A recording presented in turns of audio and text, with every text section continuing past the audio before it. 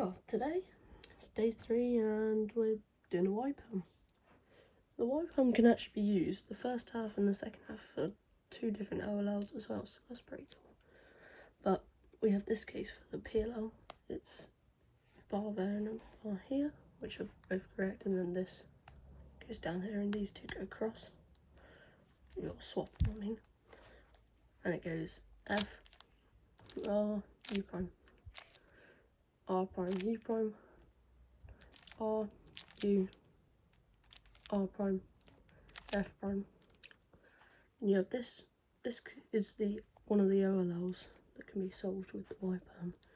It goes R, U, R prime, U prime. This is sledgehammer, so R prime, F, R, F prime. And so it's solved. So that will be it for today, and see you tomorrow.